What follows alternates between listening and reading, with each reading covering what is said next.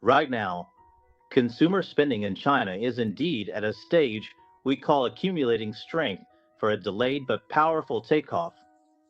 We can vividly compare it to a transitional period where we're moving from the third era of consumption to the fourth. So, what is the third era of consumption? Actually, during this stage of consumption, we gradually start to see the rise of individual consumer preferences and rights. And at the same time, there's a growing demand for personalized consumption beyond just physiological and psychological safety. What are people seeking more of? The expression of personal value. So, this marks a major transformation in the development of the consumer market. Secondly, all consumer markets depend on purchasing power. So, our purchasing power is a crucial supporting factor for the long-term development of China's consumer market.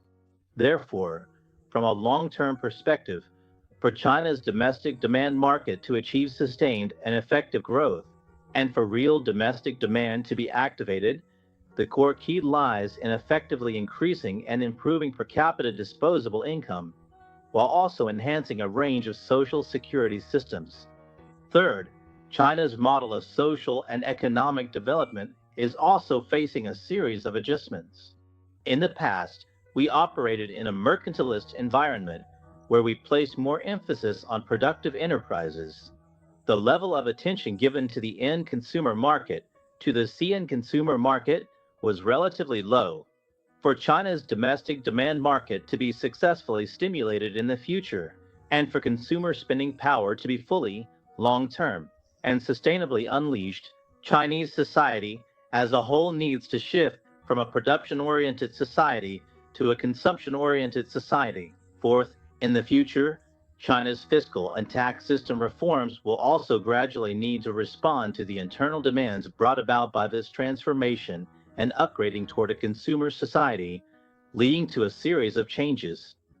For example, we are starting to increase direct taxes, such as property tax and consumption tax, these types of direct taxes and behavioral taxes.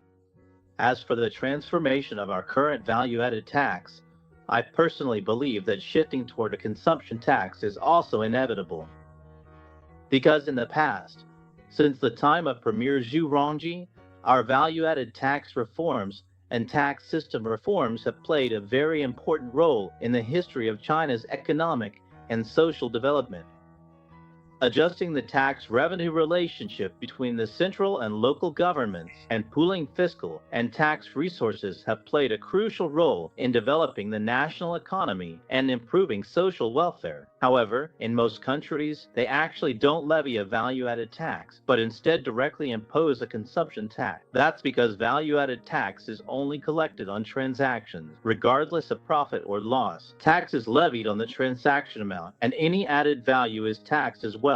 In fact, when it comes to consumption tax, most major developing and mature market economies feature a see-and approach, meaning the tax is levied at the final product stage, at the end consumer. This is what we call a type of excise tax, and it's very clear. So I think that in the future, as Chinese society faces a transition from a production-oriented society to a consumption-oriented one, China's tax system reform will also shift from value-added tax to consumption tax.